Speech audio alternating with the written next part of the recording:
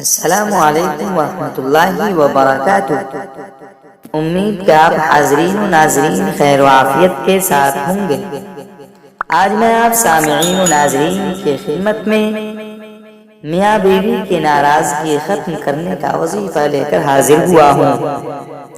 اگر میاں بیوی آپس میں روٹھے رہتے ہوں، چھوٹی چھوٹی بات پر آپس میں لڑائی جھگڑے جنم لے لیتی ہوں، تو دوسرے سپارے میں آیت ہے والذین آمنوا اشد حبا للہ،